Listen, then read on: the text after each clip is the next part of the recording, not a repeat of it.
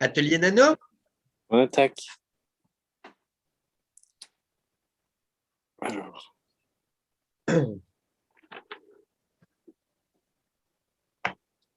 bon, pour commencer, j'ai une question.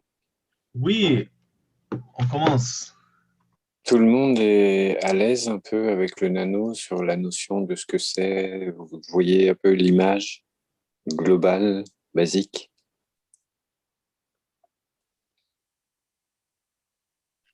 C'est une question. Le nano, c'est-à-dire l'échelle, les anneaux en soi, ce qu'on forme avec quand on nanocote, c'est quoi qu'est-ce qu'on peut commencer par définir déjà? Et la dimension de l'atome. D'accord. Moi, ce que j'ai compris de la première présentation de Joël, c'est qu'on a le cuivre qui est à masse atomique de 65 et après le nanocotage, ça va être réduit à 59. Donc, il y aura donc la différence, ça sera de 6 qui est la masse molaire de l'atome de carbone. Et donc ça va créer un champ. Cette différence de champ va créer un champ équivalent au carbone. Et ça va commencer à attirer vers la solution, par exemple vers la One Cup One Life, le carbone de l'environnement, l'azote, l'oxygène et l'hydrogène.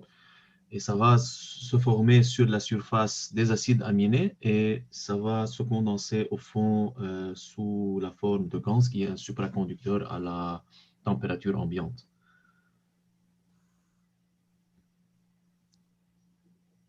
C'est un bon résumé. Donc on était plus sur l'aspect du CO2, mais c'est bien parce que ça englobait tout. Ok. Alors ensuite, j'ai une autre question avant qu'on commence. Et moi, j'aime aborder avec toi, Mika, si tu veux, pourquoi, par exemple, il y a des vidéos sur YouTube qui disent que on peut faire du gaz avec un simple bâton de carbone. Une simple pièce de carbone à la place du nanocotage du cuivre. Ça forme du gaz. Ouais. Donc, si tu veux si tu peux aborder cela, ça sera utile aussi pour moi au moins. Ok. Donc, sous toutes ces formes. Donc, ça répond un peu à la question que je voulais poser, qui était est-ce que vous voulez commencer par le nano au feu ou le nano à la soude, ou est-ce qu'on voit d'abord dans sa globalité qu'est-ce que le nano? C'est peut-être mieux comme ça. Je pense qu'on peut survoler rapidement qu'est-ce que le nano, et puis ensuite rentrer dans le détail du comment faire le nano, et après on choisira à la soude ou au feu, et on verra un petit peu les différences par la suite. Très bon programme. Le nano à la soude. Quatrième photo. Quatrième photo. J'aimerais bien savoir de quoi s'agit-il. Oui, et moi, le nano au feu aussi, donc on pourra parler de... Ou bien est-ce que c'est dépassé? Non, non, rien n'est dépassé. Ce qu'on fait dans ces zooms, c'est qu'on ouvre tout pour comprendre. Donc, rien n'est dépassé puisque avec une simple...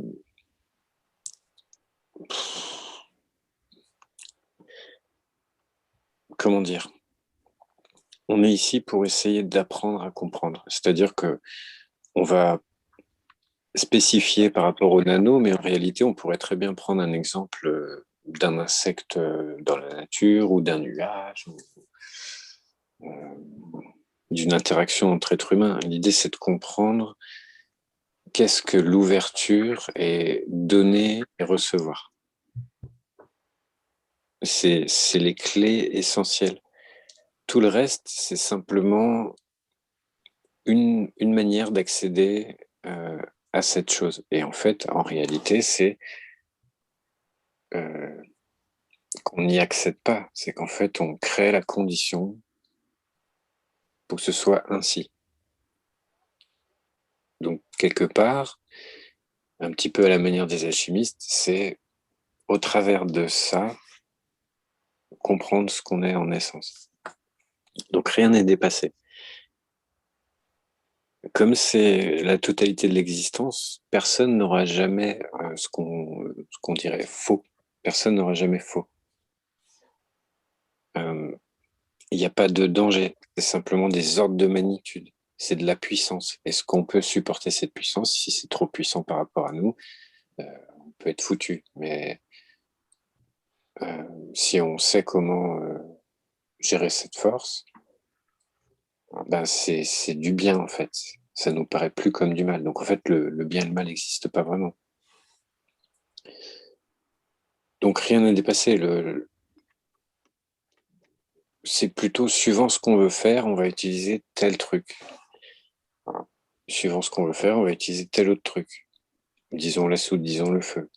Et des combinaisons. Et ce qui est intéressant, c'est d'essayer de maîtriser la chose au point où, là où ça nécessitait du nano à la soude, on doit être capable d'utiliser du nano au feu. Donc, en fait, si vous voulez, on pourrait faire tourner, je ne sais pas si je peux dire ça, mais bon, cet enseignement uniquement autour d'une feuille nano de zinc, de cuivre, autour du setup de CO2, et rien d'autre. Autour du condensateur, et rien d'autre. Autour du McGrath, et rien d'autre. Ou on peut faire une ligne directrice. La ligne qu'on a choisi de vous présenter, c'est la ligne du carbone, le communicateur.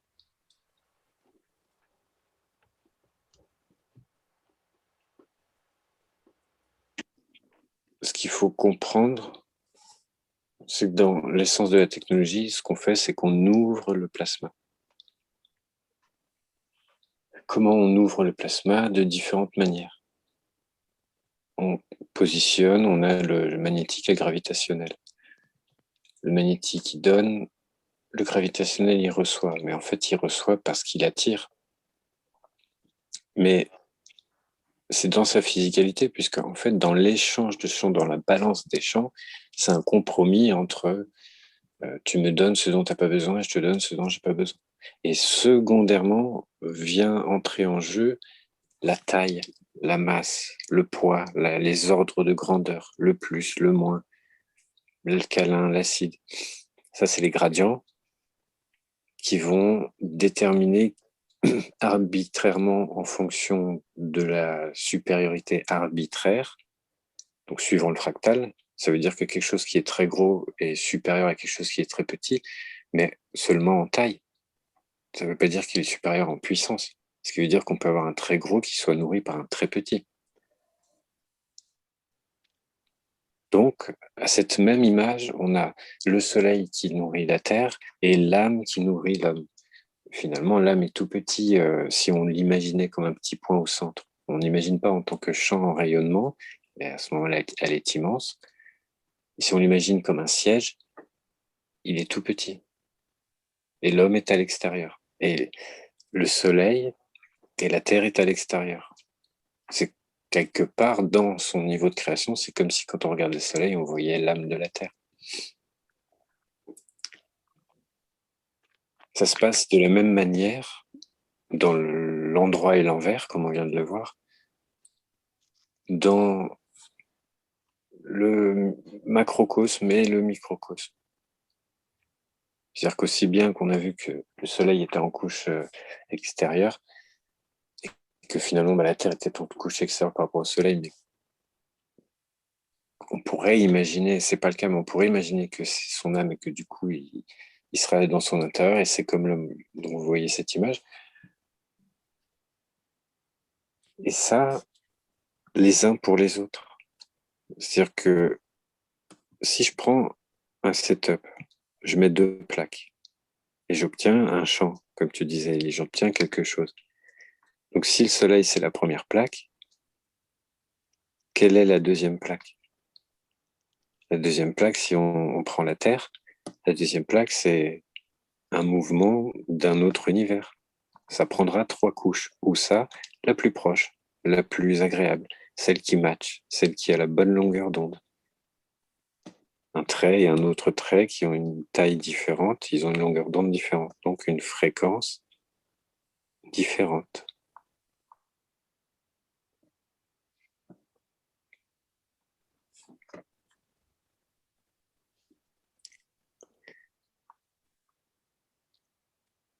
Ça se positionne en 3 couches pour créer l'équilibre.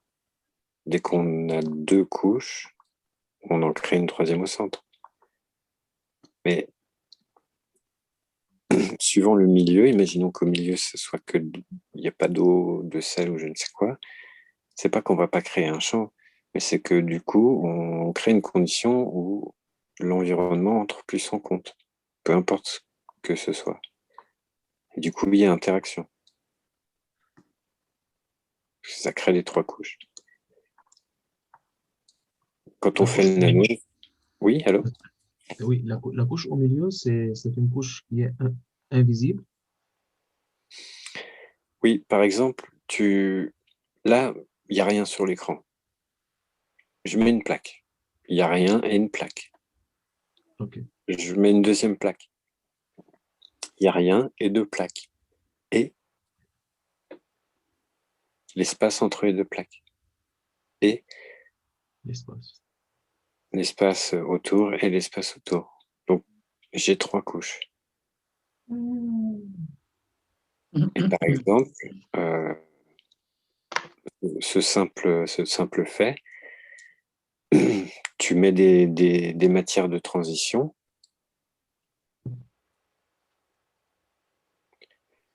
Et en fait, ben,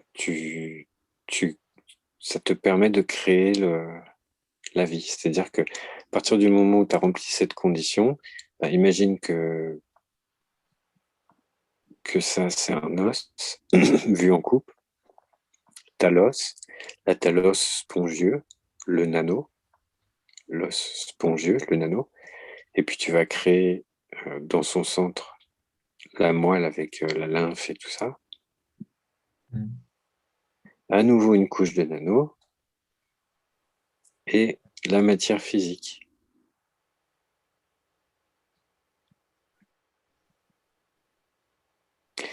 Donc si on prend le même truc dans un setup, c'est-à-dire que du coup, ce qui était bleu, la matière physique, c'est l'aspect métallique, le zinc. Là, le calcium dans l'os. Là, c'est le zinc pour le setup. Et le nano. Donc ça, c'est l'os spongieux. Et bien le nano ici sera le cuivre nano. Et au lieu de créer, en fait, si vous voyez là, on a un setup concentrique. C'est vu en coupe, ça veut dire que ce qui est jaune là et jaune de ce côté, c'est la même chose. C'est circulaire.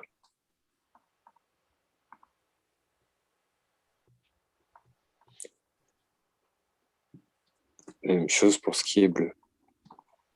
Et ben, ça veut dire que le calcium et le calcium nano, ils vous permettent de créer non pas du CO2, mais de la lymphe et de la moelle osseuse.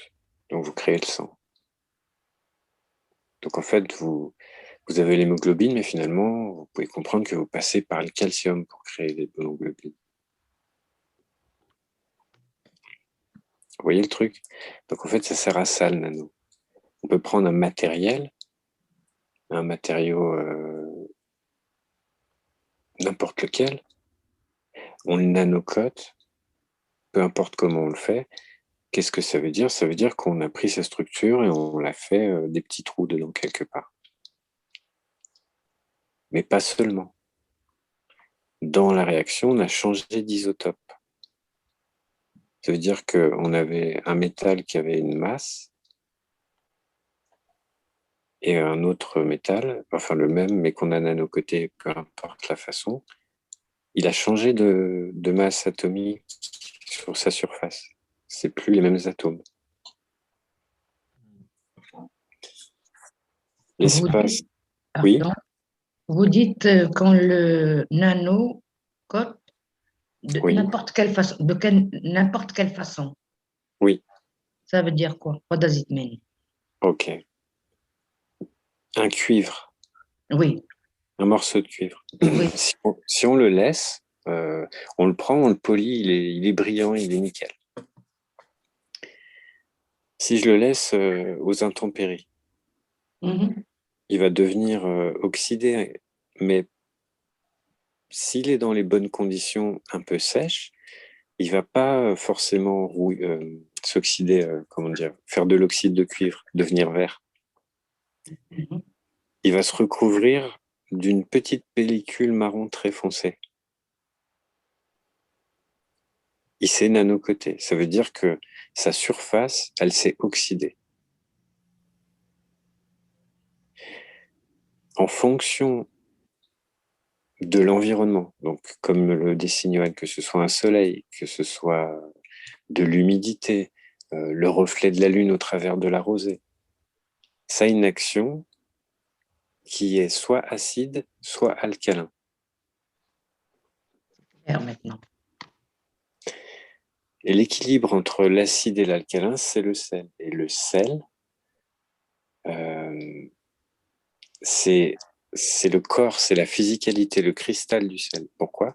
Parce que quand on prend de l'acide et de la soude et qu'on les mélange, on obtient du sel.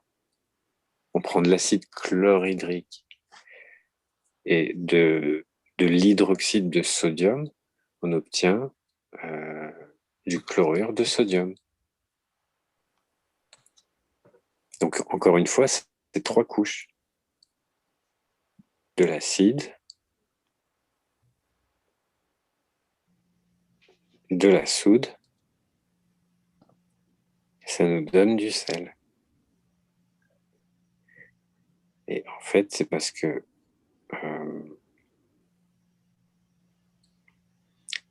Avec H- pour donner H. Ok, ok. voilà, c'est parce que le sel, il vient ici du chlorure de l'acide chlorhydrique. HCl. Et là, c'est le Na qui vient du OH. Et donc, en fait, il utilise... bon, ça, c'est... On n'a pas besoin de passer par là. Toi, tu comprends, Elisa? Oui, HCl, c'est pas HCH, c'est CLH. Oui, oui, mais c'est parce Ah, que en fait, je voulais pas expliquer ça. Je voulais juste ah, mettre en évidence qu'il y avait un lien CH et un lien OH. Parce qu'en fait, comme je l'explique d'une façon... mon discours principal, il est pour Laïla. Euh, le, le CH, OH, c'est pour Franck, Sylviane et Johan. Et la totalité, elle est pour toi. d'accord. Donc, des fois, je vais un peu plus loin, mais je me dis, je peux me permettre certaines choses puisque je sais qu'au fond, tu sais que l'hydroxyde de sodium, c'est NaOH. Tu vois la réaction. Ouais, ouais, ok. Euh, voilà. Donc, le soleil, donc en fait, ça nous donne une polarité. Mettons un plus et un moins, ou un plus et un moins. Donc, en fait, c'est un gradient. Et le cuivre, sa surface, ses atomes, il a sa composante qui est à l'intérieur de lui, le cuivre qu'il est, et il y a les atomes au bord, après il y a le vide. Quand on change l'environnement, c'est-à-dire le vide autour, on change la condition de résilience entre les atomes et sa surface. Ça veut dire que s'il y a beaucoup de soleil, je vais changer cet aspect aux alentours, cette énergie, d'une façon qui va faire que le cuivre, les atomes, ils réagissent d'une autre façon. Donc, il va changer d'état. Donc, il va avoir une patine. C'est comme nos casseroles en cuivre qui s'oxydent. C'est comme...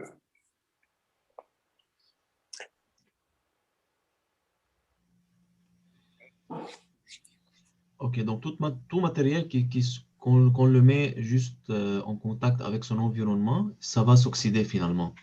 Oui, parce que dans l'environnement, il y a les acides aminés, c'est NaOH.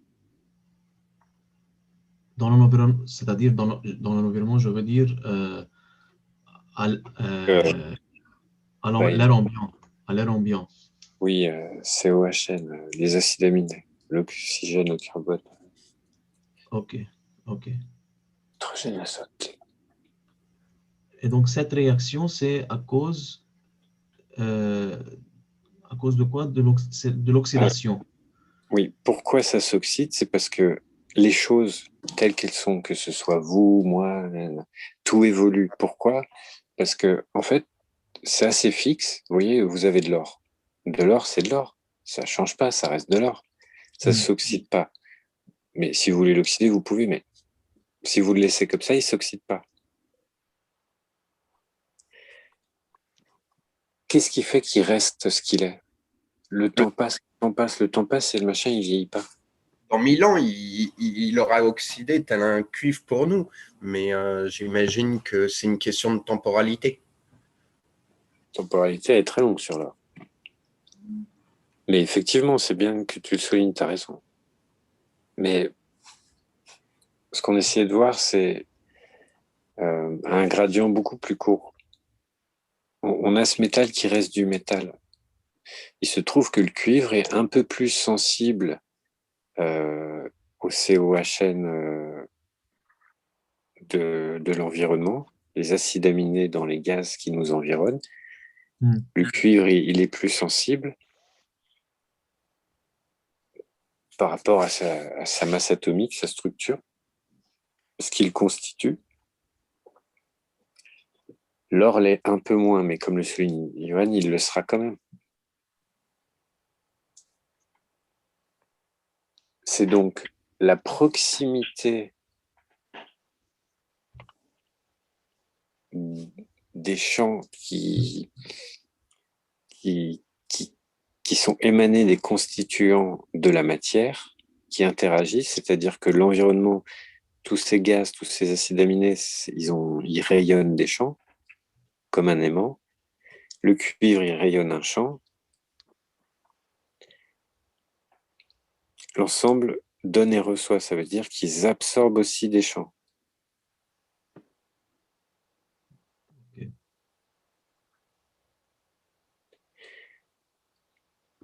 Les champs qui ne sont pas absorbés par lui, ils sont renvoyés. Et du coup, ça nous donne sa couleur. Donc, la chose qu'on voit, c'est la seule chose qui n'est pas. Ce même principe, il se retrouve dans cette histoire. Quand vous avez le soleil, Johan a écrit hier, les infrarouges, ce sont des rayons, ça va être thermique, ça va faciliter le travail de l'échange des champs entre l'environnement et la matière. Donc l'atome qui est tout au bord, qui est vraiment qui est celui qu'on voit quand on a l'impression de le toucher. Pourquoi ça facilite?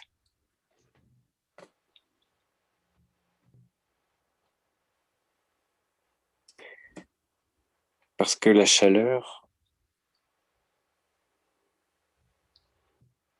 crée un plasma dans le plasma.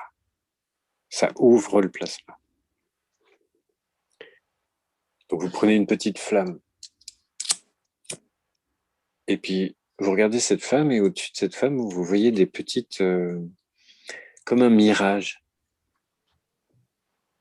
Vous savez, quand il y a de la chaleur au bord d'une route, puis vous vous rendez compte que ce truc-là, quand il est dans les hautes atmosphères, c'est pas de la chaleur, mais vous le voyez quand même.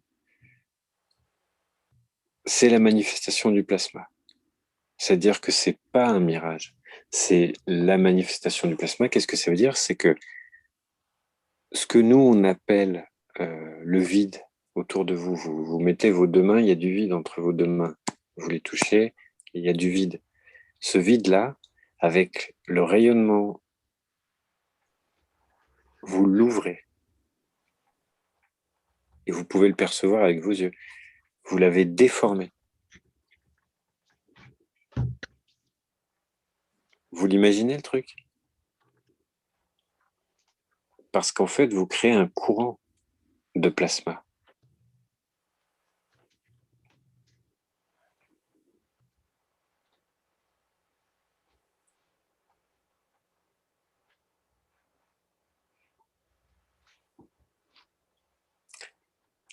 Jusque-là, c'est clair? Mhm.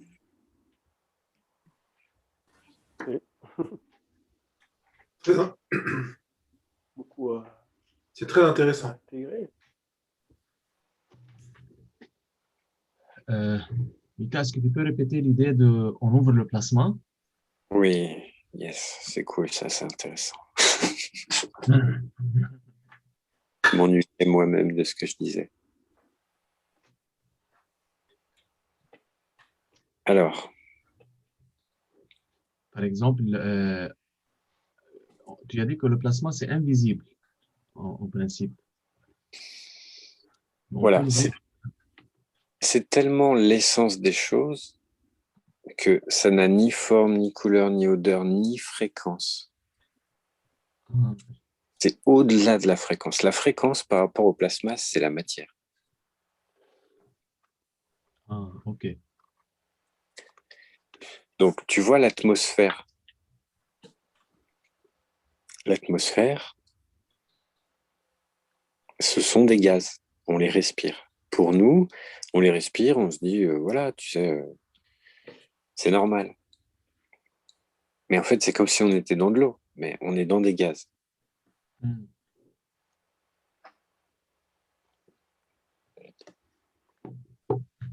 Tu prends la cohésion de ce gaz, qui a une telle cohésion que tu vois au travers, il est translucide, tu passes au travers,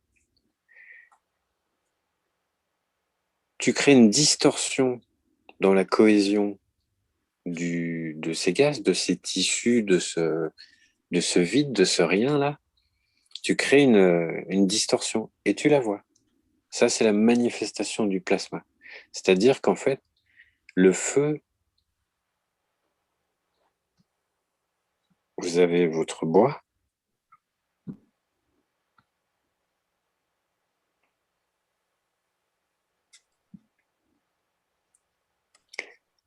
votre flamme,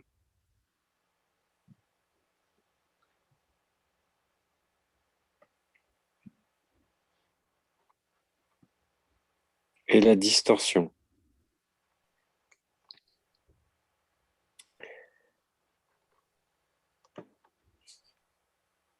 Ici, vous avez un cycle réversible, c'est-à-dire qu'en fait, vous êtes en train de faire l'inverse de la création d'un arbre.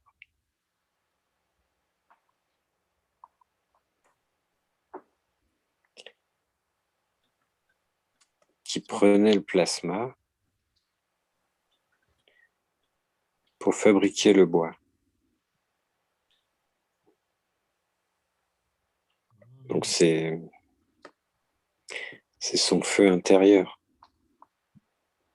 Et entre la fraîcheur du sol et la chaleur du soleil et la fraîcheur du vent et le sol qui garde quand même une certaine chaleur par rapport au vent, ce qui fait que ça va dans les deux sens.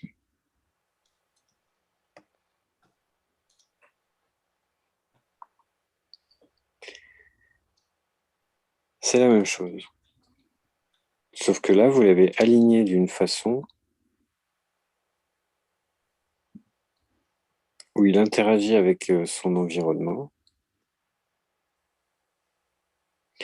Et du coup, vous créez, imaginons que le vide, le rien, c'est quand même des quelque chose qui ont une certaine cohésion. Ben, vous avez déformé le tissu. Ok. Donc on a le feu qui est l'énergie, on a le point de combustion, là où ça crée du carbone. Vous comprenez? Ça crée du carbone. Tu vois, là, c'est des gaz, en fait. Quand le bois il brûle et que tu regardes de très près, ça fait le bois, un premier plasma de gaz qui crée du carbone, puis la flamme, puis le plasma après la flamme.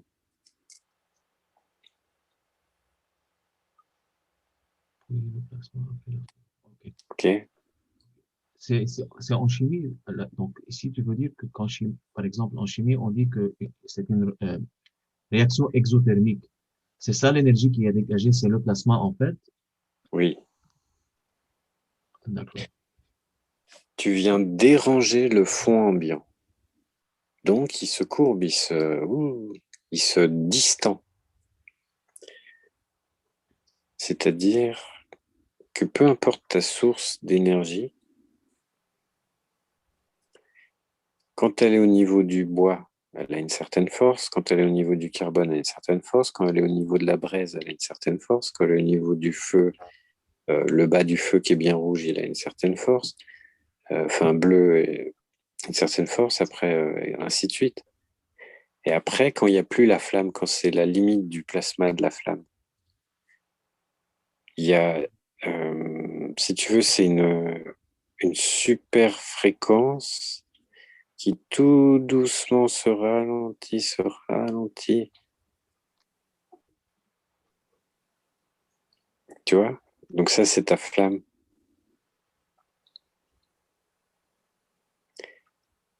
Et tu as différentes températures. Tu vois, entre là et là, c'est pas la même température entre que là et là, et c'est pas la même température que là et là. Ok. Ici, c'est très chaud, ici, c'est plutôt chaud, ici, c'est moins chaud que les deux extrémités, ici, c'est moins chaud que... Tu vois? C'est parce qu'il y a trois couches. Et la couche du vide, bah, c'est là où tu auras la manifestation du plasma. C'est où ça, la couche vide? C'est C'est-à-dire que au bout de ta flamme, imaginons qu'on tu prends une allumette, un briquet, une bougie, un chalumeau. Ou tu prends une voiture, ok. elle est restée toute l'après-midi au soleil. Et toi, tu arrives, tu sors de là où tu étais, l'endroit où tu es, et tu arrives vers la voiture. Et tu as déjà vu sur la voiture ces espèces Ouais, de vagues. ouais, de vagues. Ouais. Ça, c'est la manifestation du plasma. C'est parce que la chaleur, euh, elle crée un plasma, une interaction qui amène à la création du plasma. Tu as tes gaz dans l'atmosphère, on ne les voit pas, mais ils sont là, ils sont répartis, ils se tiennent en respect les uns les autres. C'est pas, il y a un petit peu d'hydrogène là, il y a un petit peu d'oxygène là, puis un peu plus loin, il y a un peu d'azote, un peu là. C'est plus ou moins ça, mais à l'échelle où on parle, c'est à l'échelle de la cohésion. Donc ils sont tous en équilibre. Et quand tu as la source de chaleur, tu fais comme vibrer ces gaz. Donc à leur tour, ils vont émettre Des dans tous rayons. les... Allô? Oui, Oui, ils vont émettre des rayons dans tout le milieu. voilà. Et puis les rayons que toi, tu as envoyés avec ta source de chaleur, ben, ils se croisent et ça fait des points de compression, tu vois, là où ça se croise beaucoup. Et ben, ces points de compression, ils vont, et qui, et c'est, comment dire, ces points, en fait, si tu les relis, c'est ça qui fait les formes que tu vois, les distorsions.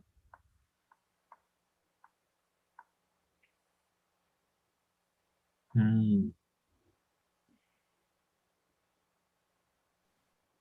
C'est les points qui dictent la forme. Le point fait que tu as un truc de chaleur, il monte, ou tu as de la fumée, elle monte. Et puis pourquoi elle fait ça, la fumée? Pourquoi elle fait pas... oui. Elle fait des volutes parce qu'elle crée des points d'interaction. Et elle tourne autour.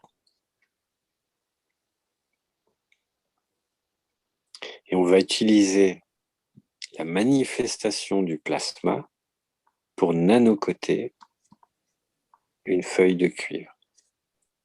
Si vous utilisez la flamme, vous n'arrivez pas à nanocoter, c'est pas très très bien. Si vous utilisez le plasma pour ouvrir le plasma du cuivre, vous obtenez du graphite, du graphène, et suivant la structure, comment vous la faites, vous pouvez obtenir des liaisons covalentes qui sont de type SP, SP2, SP3.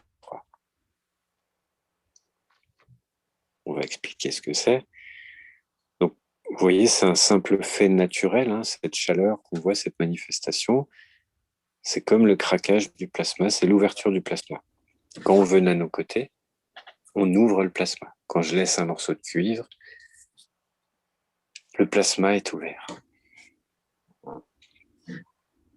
par l'environnement. Donc nous, on va forcer cette condition. Donc la condition qui est la plus proche du nano naturel que le temps va faire, la patine,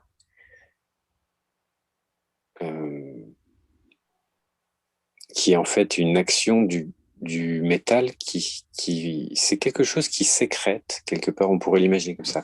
Je prends un cuivre, je le mets dans un environnement, il va sécréter quelque chose en fonction de son environnement qui est en train de l'agresser, changer la condition de ce qu'il était. Il crée une peau pour se protéger. Nous, il bronze. Il fait une peau, il se protège. C'est très naturel. En fait, le nano, c'est un peu comme le bronzage pour les métaux. Mais c'est ça, ouais. La galvanoplastie, c'est du nanocoating. Simplement, c'est pas un état, et ça on va le voir après, c'est un état métallique. Là, on est dans un état non métallique. Ok. On est à l'état d'oxyde. Donc on est plus proche du semi-conducteur, pour ceux qui connaissent. On reviendra sur ce qu'est un semi-conducteur quand on parlera des propriétés du nano. Mais déjà, il fallait faire un petit retour sur qu'est-ce que le plasma, comment on le voit, comment il se manifeste dans la nature, le plus simplement du monde. Après l'exemple d'une voiture, on aurait pu prendre l'exemple d'un coucher de soleil ou d'une montagne. Donc, puisque la notion du plasma est claire, on comprend que il a fait une peau pour se protéger. C'est-à-dire que les anciens, ils disaient cet hiver va être rude, les oignons, ils ont une couche de peau épaisse. Parce qu'en fonction des températures dans la Terre et en dehors de la Terre, l'intelligence cosmique qui est dans toute chose, et notamment dans la concentration de molécules qu'est l'oignon, cette conscience sait qu'il va falloir se protéger pour les conditions qui arrivent, puisque, comme étant intelligence cosmique, elle sait qu'elle va s'adapter à son environnement, sinon la vie est détruite, et c'est l'intelligence cosmique, c'est pas ce qu'elle souhaite. Toute chose a un temps, un espace, qui lui est propre, mais universellement, ça n'existe pas. Donc, si vous voulez, comme au niveau... Non, on ne va pas aller jusque-là. Donc, en fait, le cuivre, ces atomes, et quelque part, vous pourriez dire les lames dans le cuivre, dans les atomes du cuivre, ils ressentent dans son environnement de proximité, à l'extérieur de lui, en fait.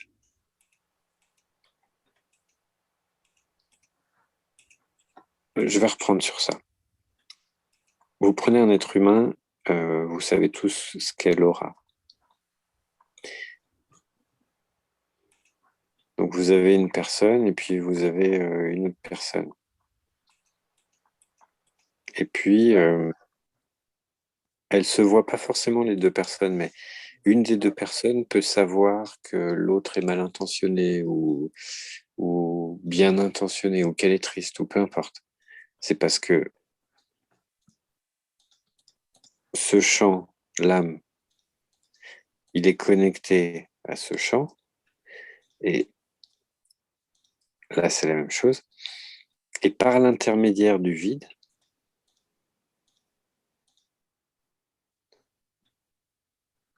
il trouve une position où il y a un échange et ça s'équilibre. Et il y a une information qui est comprise. En fonction de cette information, lui qui peut se sentir agressé, disons, il va partir, ou il sent que l'autre est triste, il va aller lui faire un câlin. Donc il attire ou il repousse. Tout simplement. Et imaginez maintenant que la personne, celle-ci, elle pleure parce qu'elle est triste, elle est toute rouge. Il vient lui faire un câlin, il change de couleur, il redevient la couleur classique. Le nano, c'est la même chose. Vous avez changé l'humeur du cuivre, il a changé de teinte. Ça veut dire qu'il n'est plus... Il avait la teinte qu'il avait parce que c'était la seule chose qu'il n'était pas. Il a changé de teinte parce qu'il a changé la chose qu'il était. Il est donc à nouveau une nouvelle chose qu'il n'est plus. Laquelle? La chose qui est noire, celle qui absorbe tous les champs.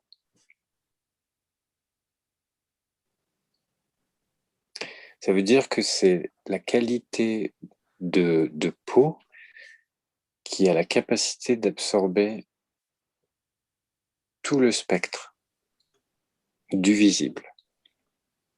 Donc on avait notre manifestation de champ qu'on arrivait à faire avec notre toit de voiture et la chaleur, et ça on voit que c'est transparent. Et on dit c'est du plasma et c'est transparent. Et on voit la forme et on se dit c'est des champs. Le nano, c'est la même chose à l'envers. Le nano,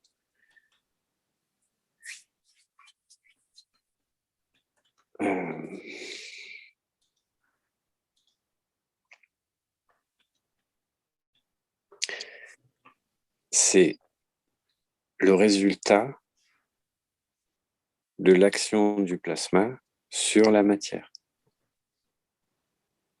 Donc, pour en revenir à nos petits bonhommes, le nano, c'est l'action de la personne, de l'intention de la personne sur l'autre, et c'est le résultat dans son émotion. Ce sera ça, le nanocoating.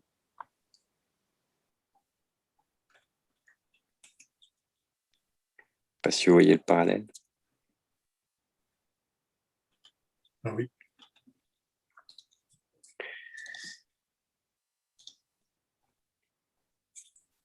Alors, quelque part, c'est la couche nécessaire qui ouvre le champ du possible par rapport à notre environnement. oui. Et vu qu'il est résistif, il permet quelque part déjà d'une certaine manière de filtrer. Tu me dis si je dis des bêtises, mais je dis ça comme ça me vient. il permet donc de filtrer ces différents champs de son environnement. Et selon comment on va utiliser le nano, comment on va traiter ce nano, comment on va le revêtir ou comment on va le faire, il aura d'autres possibilités. D'accord. Donc, le nano, c'est par exemple, si on se bronze au soleil, le nano, c'est ça, le nano, c'est le bronzage, les sécrétions de la peau pour se protéger. Oui. C'est ça le nano, Oui, c'est la mélanine, la réaction secondaire. la mélanine. OK. Donc notre corps est un... La peau est le meilleur nano qui puisse exister. Le meilleur nano. OK. Oui. J'ai fait des tests sur des condensateurs et j'ai fait ces tests avec ma propre peau. Les résultats sont meilleurs avec la peau. Mhm. Parce que la peau, il est dans cet état de matière où il est sec et à la fois hydraté en même temps. Parce que vous savez, c'est des lipides, c'est gras, et c'est un gras qui est... c'est comme de la graisse à l'eau. Vous voyez le truc?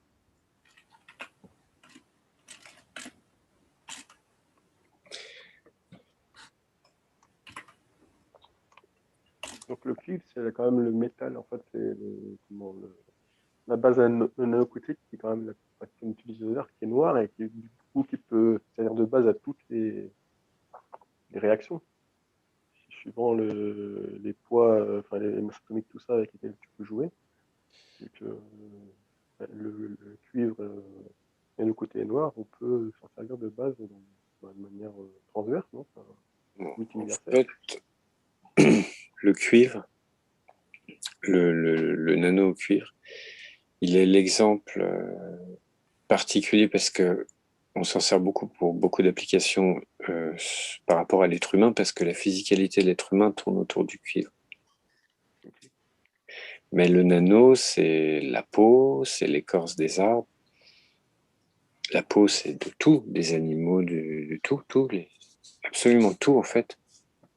Oui, bien sûr. Je parlais au niveau d'outils, on va dire, d'expérimentation. Alors, il faut savoir que chaque métal, tu peux le nanocoter. Et chaque métal est nanocotable de diverses façons. Chaque nano, on va revenir sur ça. Vous avez compris cette histoire, du coup, pourquoi le feu, il va nanocoter le cuivre? Oui, Ouais, par rapport à la chaleur. le feu, Voilà, et l'agression, oui. c'est ça, vous craquez l'environnement et du coup, cette interaction, ça fait le nano. Nous, c'est une réaction, une agression. Donc le cuivre se protège Oui, du feu et là, il développe la couche nano sur la voilà. surface. D'accord. Donc, en présence, tu avais une plaque, on peut voir ça aussi comme ça, tu avais une plaque, en présence de plasma, il a créé 3 couches. Il s'est nanocoté au-dessus et en dessous.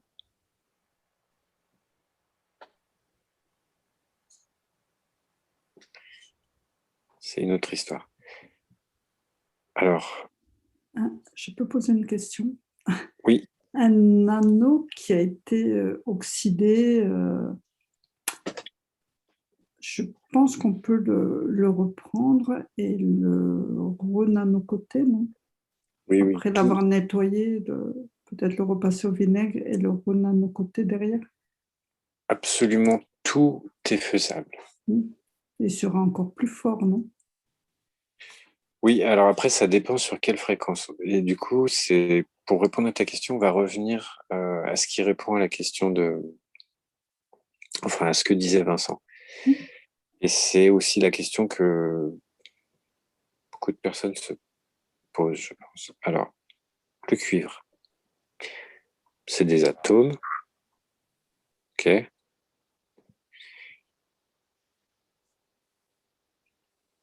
Et puis, il y a ce nano-cutting.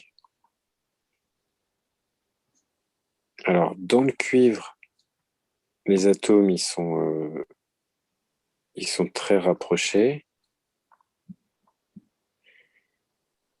Et en surface, la peau qu'il a créée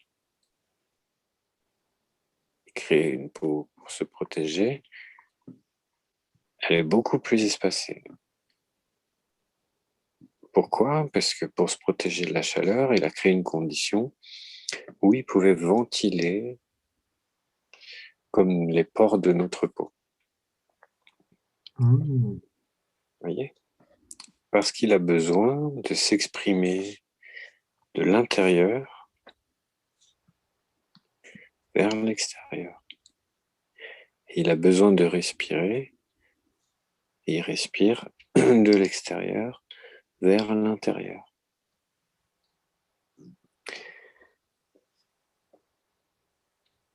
La matière,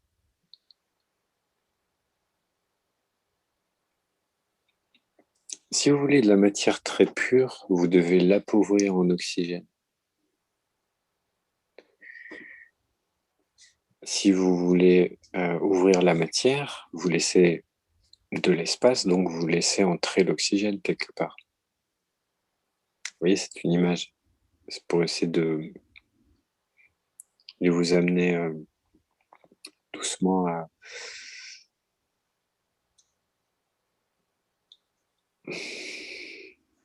pouvoir comprendre un ensemble de choses qui est pas compliqué, mais qui peut paraître compliqué.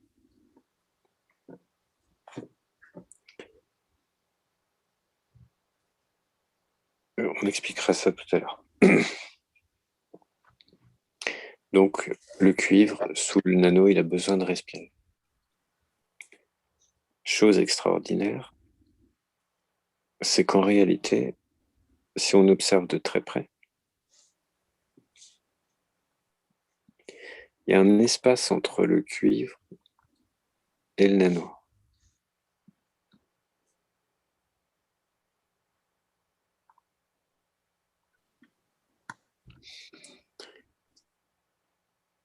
Ils ne se touchent pas.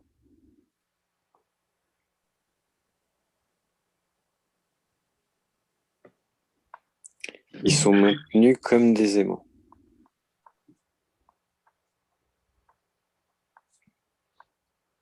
Ah, oui. Vous voyez le truc?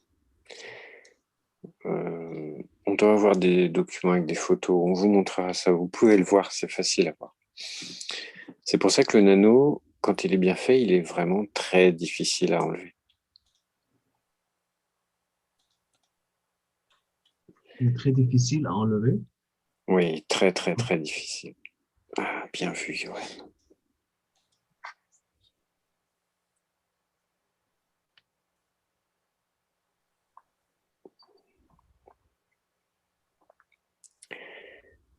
Qu'est-ce qu'on voit, Johan? Qu'est-ce que tu nous montres? Vous dites que c'est difficile d'enlever, mais là, on voit qu'il y a un changement. Exactement, Un changement qui a eu lieu. c'est ça. Qu'est-ce qui s'est passé? Donc, c'est pas difficile qu'il soit enlevé. C'est pas difficile. C'est une très bonne remarque. Quand on fait un anneau, on a notre atome de cuivre Oui. et rouge et notre atome de carbone. En fait, c'est un oxyde de carbone, de cuivre. Ils sont connectés, la connexion, elle est puissante, donc on ne peut pas le décoller. Quand on fait un anneau au feu et que en fait, on a envoyé de la chaleur à bonne distance du cuivre, la chaleur, elle a fait rayonner le plasma, comme on a vu tout à l'heure, ça a fait ce mirage dans l'air.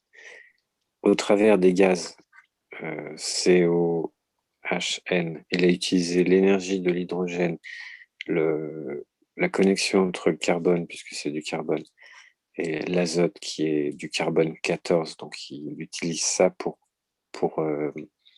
faire comme une réaction nucléaire à température modérée. Et ça fait que ça transforme le cuivre, il transmute en l'oxyde de cuivre, mais au stade du carbone. Il est carbonisé, en fait. C'est du cuivre carbonisé, de l'oxyde de carbone du cuivre. Il se trouve que dans le processus avec les champs de l'acide aminé, il devient du graphite. Chaque petite balle, elle a une cohésion, comme on voit sur le dessin. Il y a une cohésion. Elle se construit couche par couche parce que je mets une chaleur constante et puis j'enlève cette flamme, donc j'augmente la chaleur et je diminue la chaleur. Mais à des points critiques, il y a des points où je ne dépasse pas, je ne fais pas de choc thermique.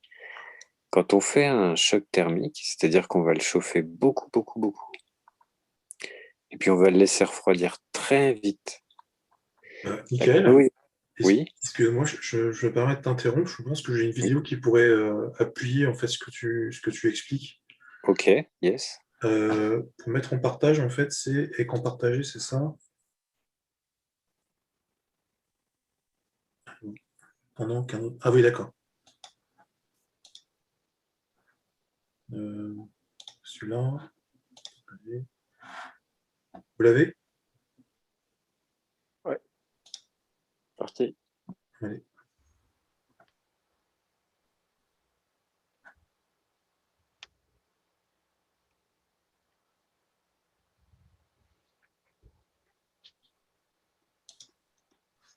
Donc là, c'est le cuivre. Et ici, la partie qui va se nanocoter, là.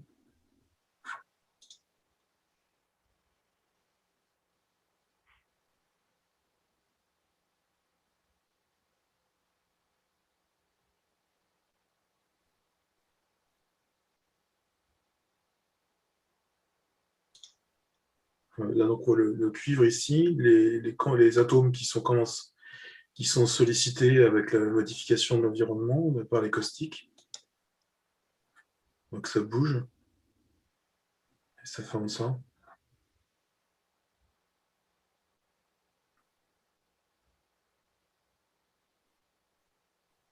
C'est toi qui as fait la vidéo, Benjamin? Non, ça, je l'ai reprise sur le site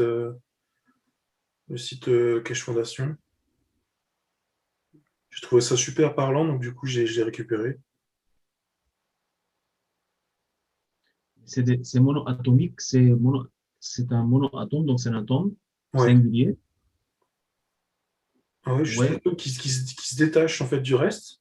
Il prend une distance plus grande. Enfin, c'est ce que moi j'ai compris. Et puis il change de magnétisme, ce qui fait qu'il s'isole en fait, mais il garde une distance avec les autres qui sont à côté de lui. Donc, ce sont les cuivres 59. Ce sont des satellites, comme Ouais. la planète et la Lune. Une forme de Ouais. lévitation. Ils se maintiennent. Oui, mais c'est Ouais. le Cu59, les particules en noir. Ah, Un c'est isotope. le isotope. Ah, ok. Alors, tu vois, bon, il n'y est pas sur le dessin. Tu as le cuivre. C'était combien? 56? Cuivre 59. 59, la masse du cuivre. Ok. 64, 65, Comment? 65. 65. Ouais. Ensuite, tu as l'oxyde du cuivre, qui est plutôt rouge-violacé, qui est aux alentours du 59. Puis ensuite, tu as le carbone qui est à 12. Quelqu'un veut faire de la lecture? Je relance la lecture. Hein? Comment? Attends, quelqu'un veut faire de la lecture parce qu'on a quand même pondu tout un article sur le nano, hein, Michael. Je veux pas dire. On devrait peut-être faire une lecture et expliquer entre la lecture. Ouais. Bien vu. Trinity, elle marche pas? Je vais Fonctionne voir. pas? Non, elle est bloquée vu que j'ai bloqué le site. Elle est D'accord. bloquée aussi. Donc, Benjamin, je reprends le partage. Hein. J'ai Ouais, la ok, vidéo, j'ai la vidéo sur l'article. ça marche. Excellent. Donc aujourd'hui, on commence un nouveau cycle. Je vais en profiter pour expliquer ça. Ce nouveau cycle, il inclut d'ouvrir le laboratoire. Le laboratoire, c'est la planète Terre. Qui veut participer est le bienvenu.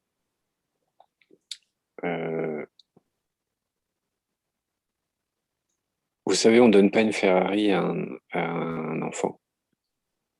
Ça serait dangereux. Et récemment, certaines restrictions ont été levées. C'est pourquoi on va expliquer beaucoup de choses de façon très compréhensible. Ça prendra un peu de temps, mais beaucoup de réponses vont être données. On fera quelques exceptions à la règle en donnant quelques recettes.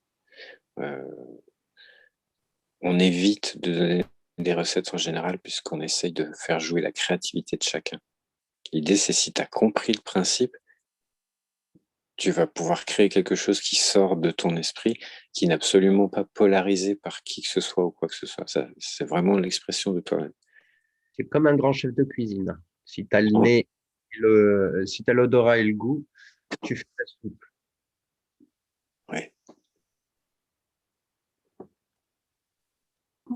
Qu'est-ce que tu veux dire quand tu dis des restrictions avaient été posées, elles sont levées? Dans Oui. quel sens tu l'entends? Tu me demandes dans quel sens je l'entends. Tu disais, Johan? Est-ce qu'on parle de ça maintenant? Ah, je ne sais pas. Ouais, je préfère.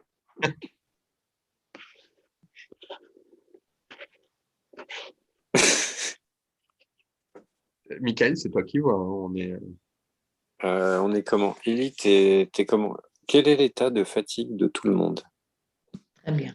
Ouais, Très on est bien. Moi, je suis nickel. Tout le monde est bien? Oui, Tout à oui, oui. C'est 5 heures après-midi ici. Ah oui. Oui. Je suis en bonne forme. Et dans quel En pays? forme. Montréal, Où ça? C'est ça. Montréal? Canada, C'est ça. Montréal. Canada? Ah, ok, d'accord.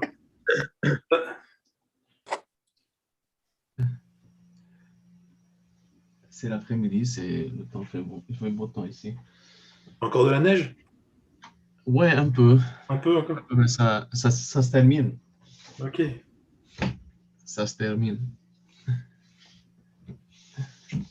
T'as pas encore l'accent canadien? Non, non. C'est un peu, c'est un peu difficile quand même. Mais j'ai eu un peu de difficulté pour comprendre un peu le québécois. Parce qu'il coupe en fait beaucoup la fin des mots, il le coupe. L'autre, ça devient l'autre. Donc, Un peu comme les Parisiens, quoi. Ils mangent les mots. ouais, il mange les mots vraiment. Donc, tous les mots qui se répètent, donc, il préfère les simplifier en parlant. Mais après, ça c'est bien, ça a commencé, je me suis commencé à intégrer.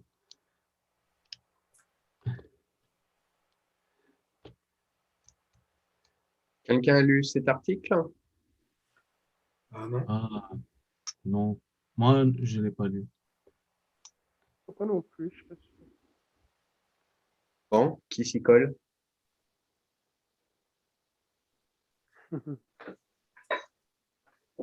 Allez. Je vais noter d'où vient la source. Moi, j'ai aimé vraiment l'analogie avec le bronzage. Ça a été vraiment impressionniste dans même moi. C'est noté.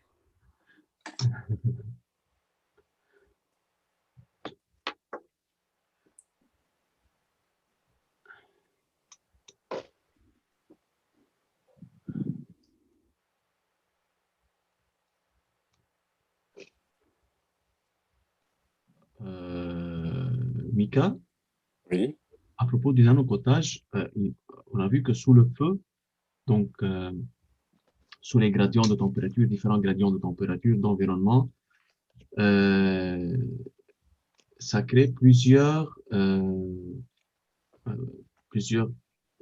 Le cuivre passe par plusieurs étapes. Donc, avant le rouge, avant qu'il rougit, il passe par une étape d'argent, de couleur argent, je veux dire. Puis, avant, il passe par une couleur d'arc-en-ciel. oui, Donc, si on arrête ici, donc ça va être impressionné, le cuivre. Et si on enlève le feu, à ce stade-là, il va être impressionné de différentes couleurs, comme l'arc-en-ciel. oui, Et après, après, il va se rougir. oui, Là, j'étais en train de parler avec Franck que euh, il y a plusieurs types de nanos.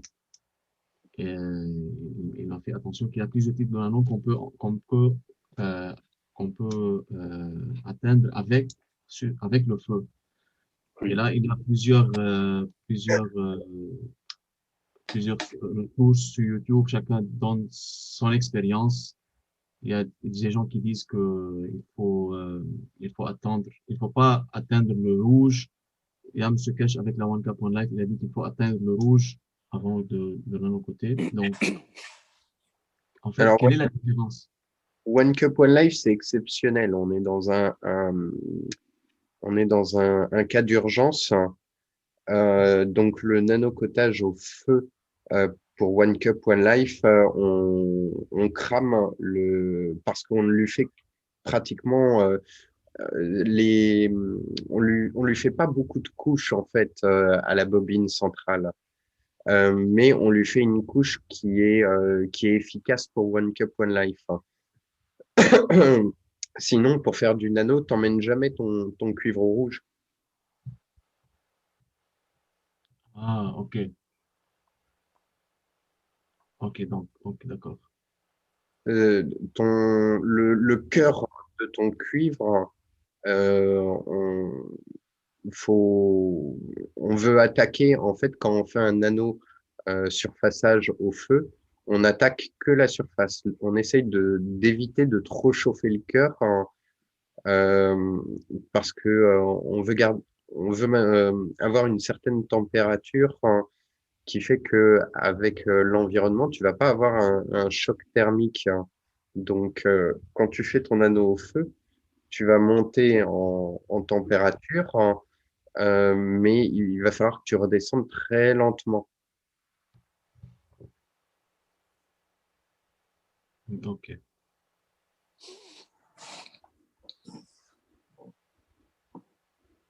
Mais par exemple, on peut faire du nanocotage avec une bobine qu'on n'a pas portée au rouge.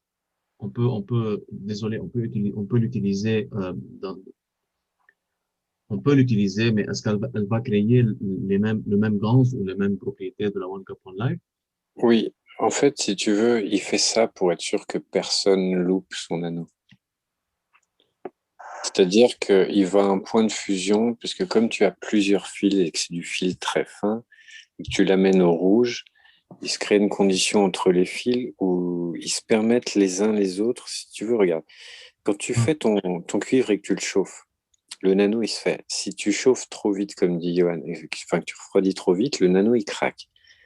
Dans le multibrin, ce qui se passe, c'est qu'ils vont tous se nanocoter.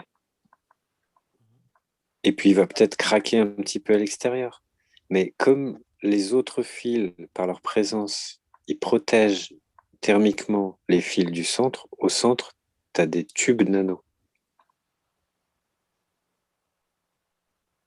Donc, c'est comme dit Johan, une façon rapide d'avoir un résultat sûr. C'est pour ça qu'on prend du multibrin. Si tu prends du monobrin ou tu prends une plaque, si tu la chauffes à rouge, c'est compliqué. Tu vas avoir un très beau nano, mais il va exploser à chaque fois. À moins que tu le fasses descendre en température très, très doucement. On a fait l'expérience avec des fours. On a monté le four à 360 degrés, température idéale pour le nano. On l'a laissé 3 heures à température à cette température-là et on l'a laissé refroidir pendant 24 heures. On obtient un nano au feu qui est aussi résistant que le nano à la soude, qui est constitué de graphite, de couches de graphite, qui nous donne du graphène, qui lui donne une caractéristique supraconductrice à l'état plasma, c'est-à-dire supraconductrice au niveau des champs, puisqu'on avait notre cuivre, on a mis de la chaleur qui a fait que le plasma autour d'elle il s'est agité. Avec ce plasma, ces champs magnétiques, on a changé le magnétisme. Vous avez un neutron, un proton, un électron, enfin plusieurs dans l'atome de cuivre. Vous avez changé la condition, vous avez irradié la condition ici, vous avez changé du coup l'isotope, puisqu'il y a eu un échange d'électrons, ceci, cela. Ça a changé, ça vous a fait un carbone. Ça vous en a laissé que 6, ça l'a calciné. Et en fait, c'est à l'état du graphite parce qu'il y a les acides aminés.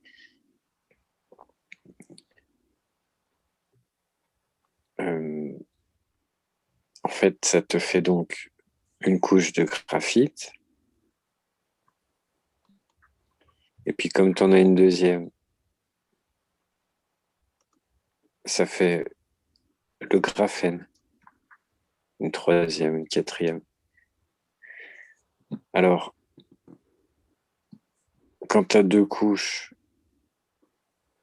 tu peux plus ou moins faire des carrés. Quand tu as 3 couches,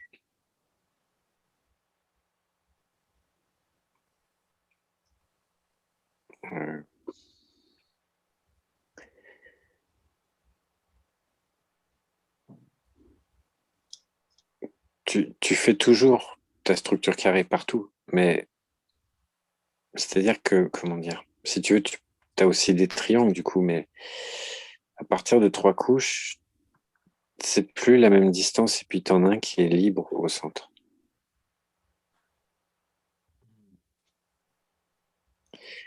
Donc tu crées ce qu'on appelle la structure diamant, c'est-à-dire que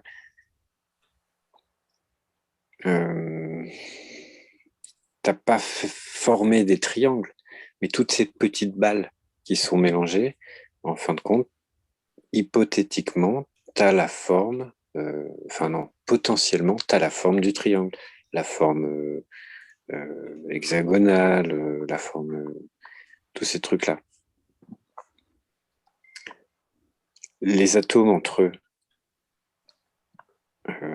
dans la physique, il y a des liaisons covalentes, c'est-à-dire en gros, il y a des petits ponts entre eux. Quand c'est SP, il y a 3 ponts. Quand c'est SP2, il y a 2 ponts. Quand c'est SP3, il y a... Enfin, c'est l'inverse. Il n'y a qu'un seul lien. Non, c'est ça. Quand c'est SP3, il n'y a qu'un seul lien. Ça veut dire que, du coup, c'est plus flexible. Et donc, disons que tu as un qui est accroché à l'autre avec 1 et un qui est accroché avec 3. La structure, elle est solide. La structure, elle est toujours solide, mais elle est flexible, beaucoup plus flexible.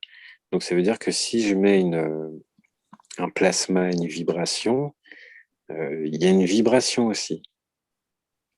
Je crée du coup des champs secondaires. C'est un peu comme... c'est un peu comme...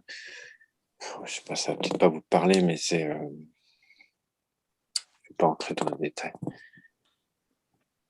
Vous voyez un petit peu une réaction nucléaire quand vous prenez de l'uranium et que vous l'enrichissez, vous enrichissez l'uranium. Ensuite, quand vous allez plus loin, qui passe en fusion secondaire et que la fusion elle devient autonome, vous allez au plutonium.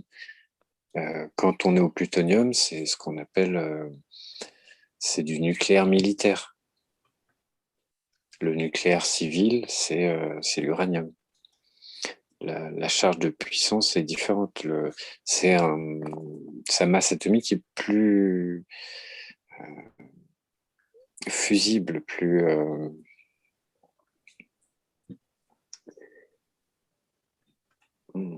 plus puissante, elle dégage plus le plasma dans son environnement. C'est ça qu'en fait on essaie de contrôler. Et ça produit tellement de chaleur, donc tellement de rayonnement infrarouge, tellement de manifestations du plasma, qu'on va s'en servir pour chauffer du cuivre. Et puis on va le refroidir avec de l'eau qui passe. Et puis cette eau, elle va se vaporiser et on va l'utiliser dans une turbine pour faire de l'électricité, tout simplement. Un casse-tête. Oui, c'était un peu se prendre la tête pour rien.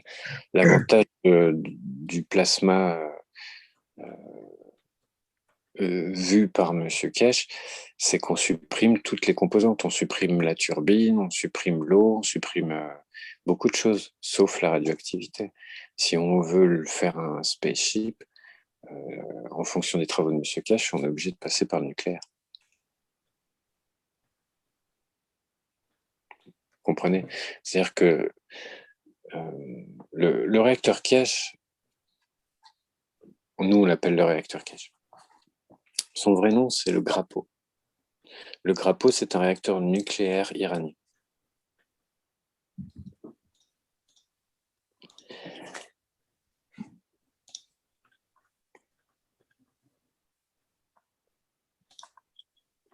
Qu'est-ce qu'on cherche à faire?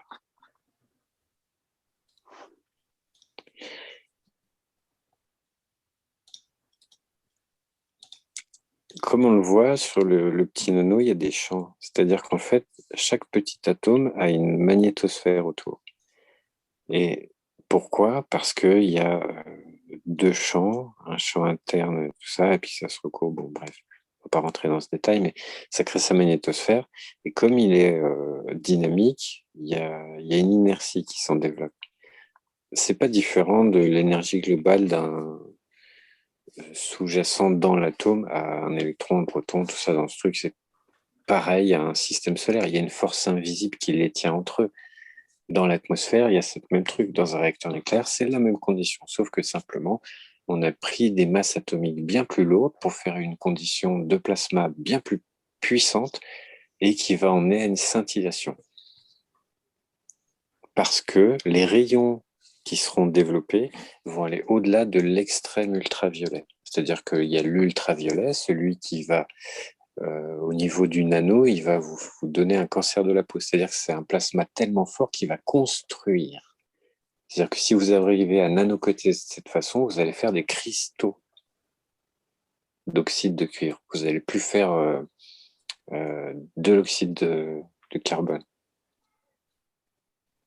Vous voyez, parce que vous avez transmuté la matière. Mais comme vous êtes sur un taux d'énergie qui est puissant, vous allez amener la fusibilité des choses.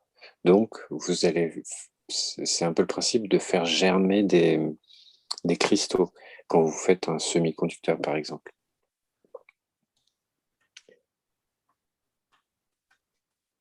Donc, c'est simplement ça. Ce que vous essayez de faire, c'est prendre une plaque, mettre une flamme à bonne distance pour manifester le plasma tout autour. Le plasma, il la traverse et en partie, il est absorbé, rejeté à 90 degrés. Ça, c'est l'inertie. Ça, c'est les champs Magraves.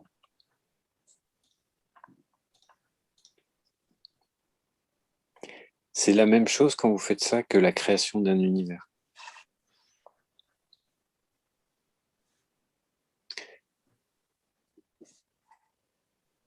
Certains champs manifestés, hein, parce qu'en fait, il y a les champs du feu, la température. La chaleur crée un plasma, c'est un courant. C'est-à-dire qu'en fait, le courant de plasma, c'est la force qui ouvre les choses.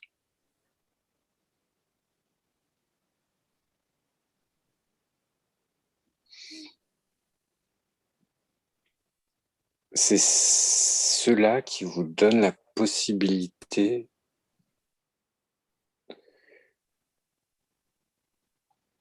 de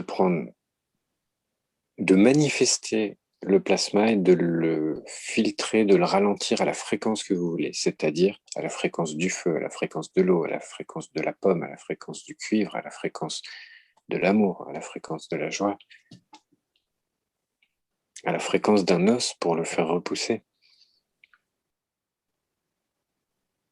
C'est-à-dire que si vous prenez du nano et que vous envoyez un rayon cosmique, vous prenez l'intelligence cosmique,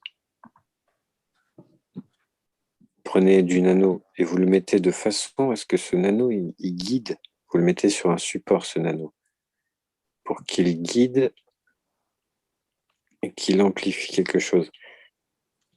Et vous l'avez donc à une certaine fréquence, infinie, transparente, cosmique. Et dans le processus, au travers du nano, vous l'avez ralenti à une certaine énergie.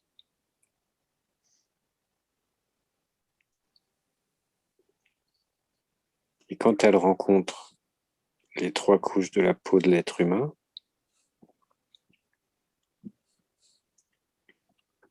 elle ralentit encore. Et en ralentissant,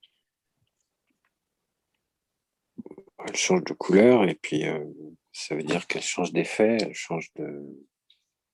Vous voyez ?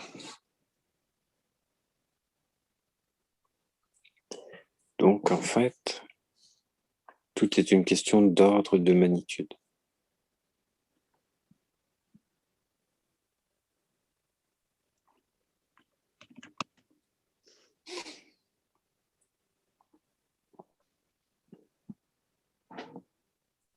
Jusque-là, ça va ? Oui, oui. Oui. Est-ce qu'il y a des questions ?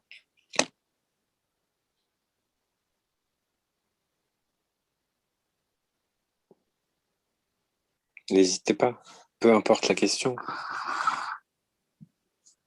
Quand tu parlais de ralentissement de l'énergie, de l'intelligence cosmique aux 3 couches de la peau, c'est par rapport aux 3 couches de Guns qu'on a sous la peau. Oui, Michael, j'aurais une question par rapport aux barres de graphite, en fait. Est-ce que ça peut faire office de bobine? Alors, attends, Benjamin, il y a Franck qui a posé une question. Il me Je ne t'ai pas semble- entendu, pardon. Oui, on l'a très très mal entendu parce que il doit pas être très près du micro. Franck, Benjamin, garde ta question. Franck, est-ce que tu peux nous répéter ta question, s'il te plaît? Oui, vous m'entendez mieux là? Un tout petit peu mieux. Je pense que tu peux faire mieux. Un tout petit peu mieux, là comme ça peut-être. Là, c'est bien. Ah ok, j'avais peut-être, parce que j'ai mis les oreillettes et je devais avoir le micro à l'envers. Ok, ouais, ma question c'était par rapport à l'intelligence cosmique que nous ralentissons au travers du nanocotage, puis après au niveau des 3 couches de la peau de l'homme. Ces 3 couches de la peau, c'est les 3 couches de Gans. Et donc là, après, se crée la manifestation de ce dont on a besoin. Oui, c'est pour ça que c'est plus ou moins automatique. Mais la puissance d'interface du stylo, elle est modérée. Donc l'effet du stylo, il est modéré.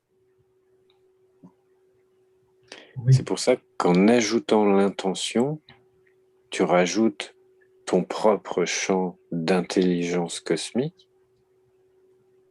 Donc, comme tu as la personne qui souffre, donc elle tire quelque chose, mais en fait, elle t'envoie un signal de douleur.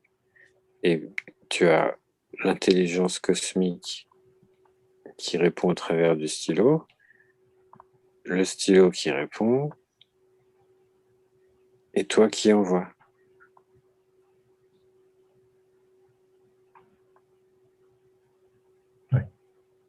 Donc, à travers le stylo, la personne transmet son énergie au malade. Pas la sienne, c'est son intention qui sera transmise. L'énergie cosmique est plus puissante que notre propre énergie à nous. Ah, ok. En fait, l'idée c'est que on rentrera dans les détails après, mais globalement, on voit que au niveau de la direction, ça fait 4 dans un sens et 1 dans l'autre sens. Voilà. Donc, par contre, effectivement, ce flux d'énergie, une fois qu'il va dans le corps, il va être envoyé. Eh bien, c'est pour ça que le stylo, il a cette forme et cette forme. Et c'est pour ça qu'ici, on recourbe. C'est parce que toute l'énergie qui va être retournée, elle va être retournée pour être amplifiée. Et elle va rajouter encore une force, qui est la totalité des autres forces.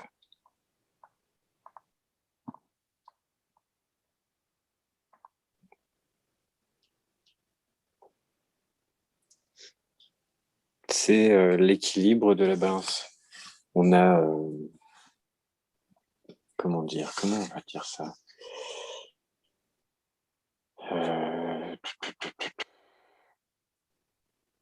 On a le champ seul, la balance des champs et le non-équilibre des champs. C'est-à-dire qu'on a un magnétique qui prend à 50% et qui donne à 50%, le simple magnétique, l'hydrogène, le stylo, l'énergie cosmique tout seul, toi tout seul, tout seul. Quand il y en a deux, le deutérium, quand il y en a deux, il y a deux personnes, il y a le gars et le stylo, il y a tout ça. Il y a une interaction, il y a une balance entre les deux. Mais il va devoir trouver une troisième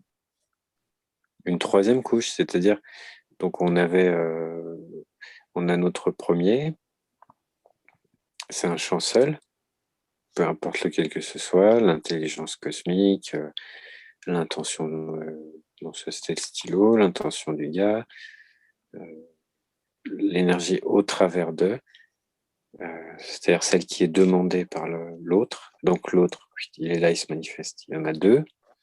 Quand il y en a deux,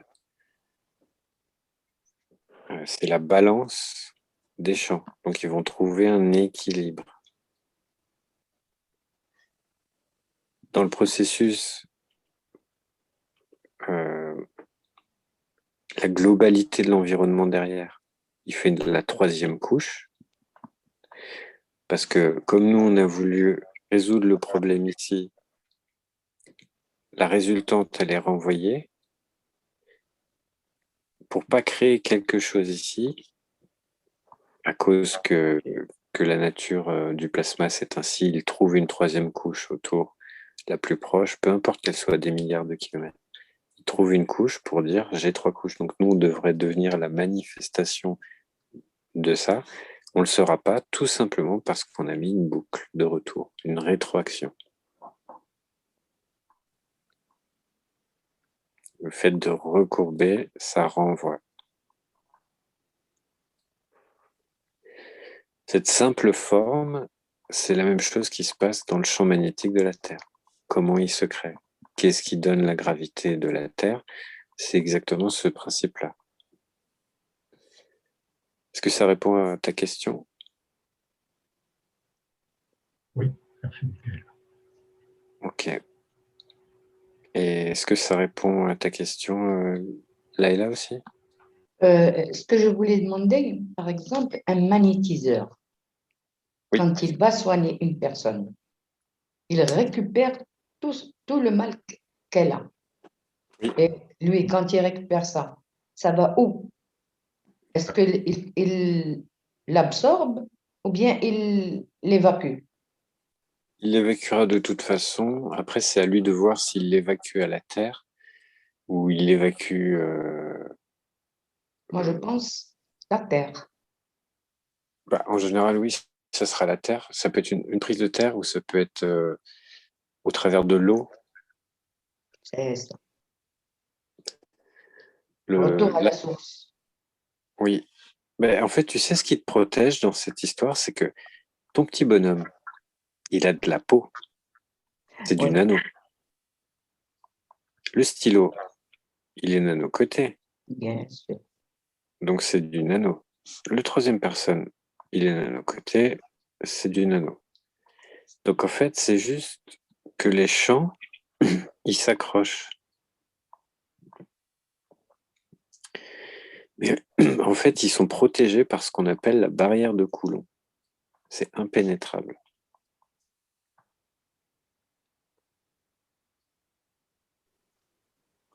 Donc il y a une espèce de... Ils se tiennent en respect les uns les autres. Ils s'obligent à rien.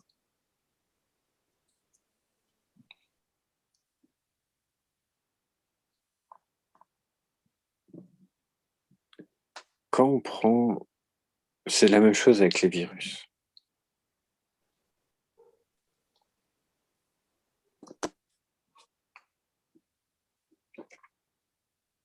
Est-ce que ça répond à ta question? Très bien.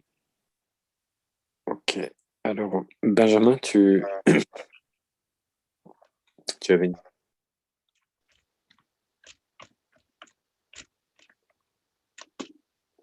Oui, j'avais une question par rapport aux barres de graphène qu'on peut voir en fait sur le site internet. Et je voulais savoir si on pouvait s'en servir aussi pour faire différents travaux, pour faire des gants avec ça, si c'est la même chose en fait. Alors, c'est une interface. Il faut comprendre que tu peux tout utiliser. Simplement, chaque chose a un effet différent. C'est-à-dire que si tu veux vraiment faire du pur Z